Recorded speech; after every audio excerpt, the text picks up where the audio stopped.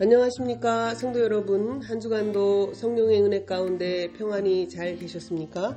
오늘은 성령 세례 4강 성령의 능력은 소멸될 수 있는가 라는 제목으로 다시 한번 은혜를 나누도록 하겠습니다. 오늘은 성령의 능력을 잃어버리게 하는 7가지에 대해서 은혜를 나누도록 하겠습니다. 성령의 능력을 입기 위하여 우리가 얼마나 기도하고 노력하는지요? 어느 순간 성령의 능력을 잃어버린 목회자 혹은 장로, 권사, 성도들을 볼 수 있습니다. 성령의 능력을 얻는 것도 중요하지만 성령의 능력이 소멸되지 않는 것은 더욱 중요합니다. 그 7가지에 대해서 함께 이야기를 해보도록 하겠습니다. 첫째는 구별됨인데요. 사사기 16장 19절에 보면 삼손의 이야기가 나옵니다. 삼손은 태어날 때부터 구별된 사람이었습니다. 그러나 드릴라가 삼손에게 자기 무릎을 베고 자게 하고 사람을 불러 그의 머리털 7가닥을 밀고 괴롭게 하여 그의 힘이 없어지도록 했습니다. 그가 머리를 자르지 않는 것은 자신을 구별하여 드린 나실인의 외적 상징이었는데요. 민수기 6장 2절에 나옵니다. 자기 몸을 구별하여 여호와께 드리려고 하면 날이 차기까지 거룩한 즉 머리털을 길게 자라게 할 것이며 라는 구절이 나옵니다. 머리털을 잘랐다고 하는 것은 구별됨을 포기한 것이고 더 이상 구별된 존재가 아니었을 때 삼손에게서 여호와의 능력이 사라졌습니다. 오늘날에도 삼손처럼 많은 사람들이 능력을 잃습니다. 과거에 언젠가 자신을 구별하여 세상에 대해서는 죽고 자신을 하나님께 드린 구별됨이 있었던 사람들이 구별됨을 포기할 때 능력을 잃어버리게 되는 것입니다. 그들의 삶에 드릴라가 나타나 세상에 다시 그들의 마음을 사로잡고 매혹적인 세상의 음성으로 구별됨을 잘라버리도록 하는 것입니다. 주의 능력과 자유함을 잃었다면 다시 구별된 삶을 회복하시기를 바랍니다. 두 번째는요, 죄가 들어오면 예수 그리스도의 성령의 능력이 사라집니다. 기스의 아들 사울이 한때는 여호와의 신이 그에게 임했고 그는 하나님으로 인해 큰 승리를 거두었습니다. 사무엘상 11장 6절에 나오지요. 수년 동안 원수의 압제에 시달리던 백성은 그의 지도하에 큰 승리를 거두었습니다. 그러나 사울은 2번에 걸쳐서 여호와 하나님께 불순종했습니다. 사무엘상 13장 13절로 14절에 나옵니다. 그 결과 사울에게서 예수 그리스도 여호와 그분의 은혜와 능력이 거두어졌습니다. 결국 사울의 삶은 완전히 패배와 파멸로 끝났습니다. 그렇습니다.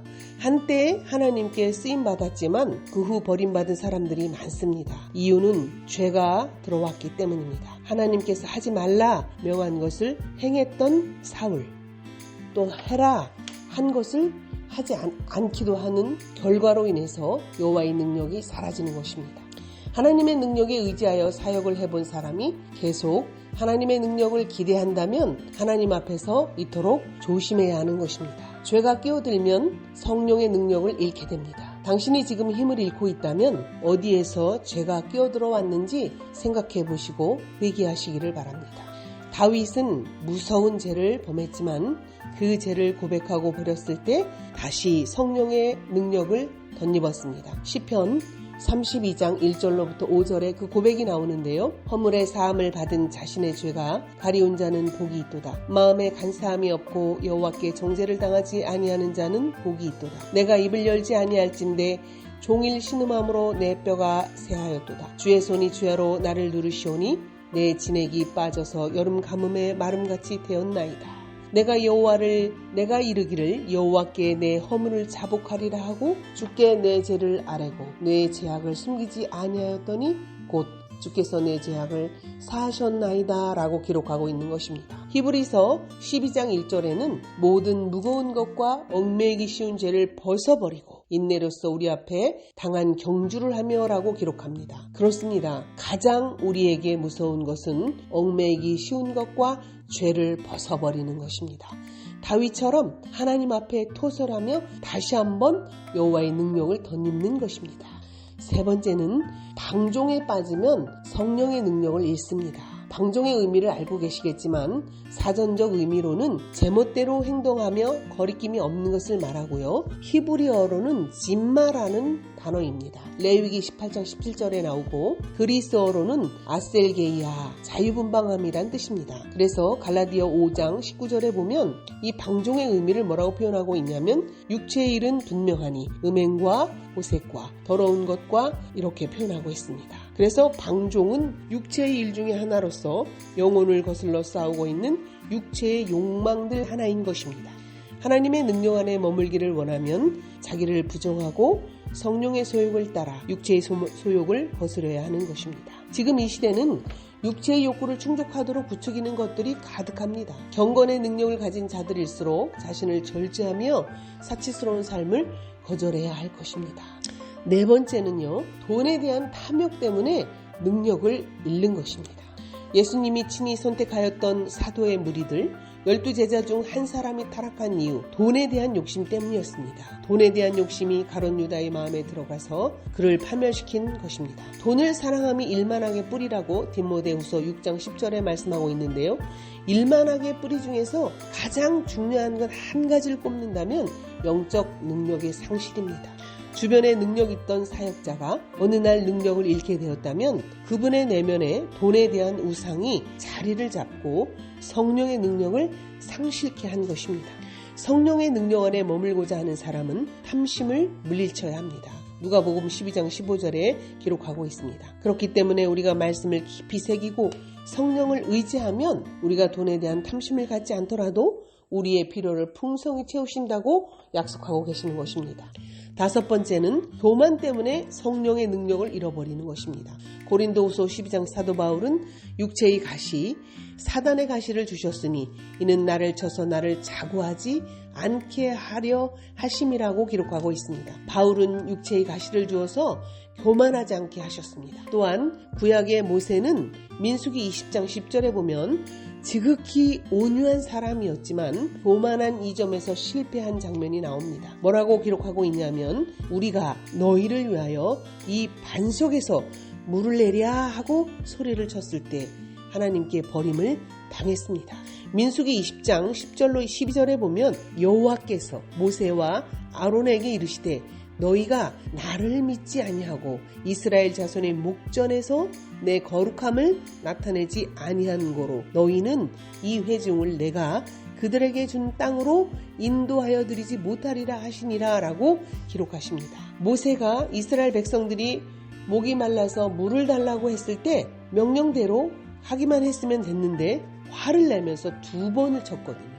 하나님은 이것을 교만하게 보신 것입니다. 또한 성경에서는 겸손으로 허리를 동이라 하나님이 교만한 자를 대적하시되 겸손한 자들에게는 은혜를 주신다고 베드로전서 5장 5절에 기록하고 있습니다. 그렇기 때문에 우리는 이 겸손에 대한 말씀을 가슴판에 깊이 새겨야 할 것입니다. 여섯 번째는 기도를 게을리하면 능력을 잃어버립니다. 기도를 하는 것은 그리스도의 영이신 성령과 소통하며 그분으로 채우는 것이기에 기도를 할 때 능력이 나타나는 것입니다. 기도함으로 설교의 말씀이 은혜가 되고요. 기도함으로 봉사하면 또 그리스도의 능력이 나가는 것이기 때문에 은혜가 됩니다. 우리가 기도를 통해서 그리스도께 나아갈 때 다시 성령의 능력을 받는 것입니다. 그러기에 바쁠수록 기도해야 합니다. 기도의 시간을 따로 구분하여 실천해야 하는 것입니다. 우선순위를 기도에 두고 하루를 시작해야 하는 이유가 여기에 있습니다. 또한 일을 마치고 기도하는 시간을 갖는 것은 엄청난 큰 에너지를 성령으로 공급받는 것입니다. 골방의 기도는 무기를 준비하는 시간입니다. 무기 없이 전쟁터에 나가면 당연히 패할 수밖에 없습니다. 기도의 시간을 주께 드리는 것은 우리의 삶의 속도나 질이나 풍성이나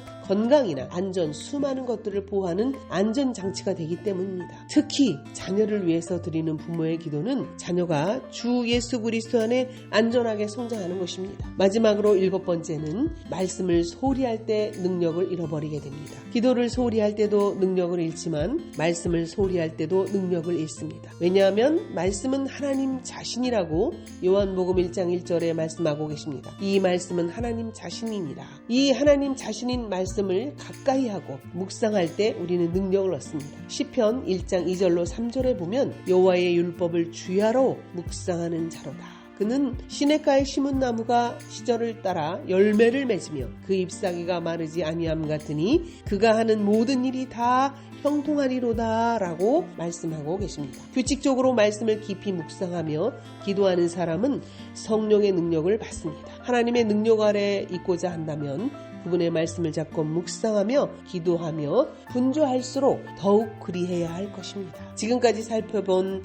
7가지에 주의하여서 주님의 성령의 능력 아래 머무르는 그리스도인이 되시기를 축복합니다. 그 어떤 것을 다 가지고 있어도 성령의 능력을 잃어버렸다면 그 사람은 가장 실패한 사람이며 가장 위대한 아버지를 두고도 노숙자처럼 사는 삶을 사는 것이 아니겠습니까? 아무쪼록 성령의 능력을 잃지 않는 우리 모두가 될 수 있도록 오늘 함께 나눈 은혜의 7가지를 마음 깊이 새기셔서 한 주도 성령 충만하며 성령의 능력을 다시 한번 크게 덧입는 한 주가 되기를 소망하며 축복합니다.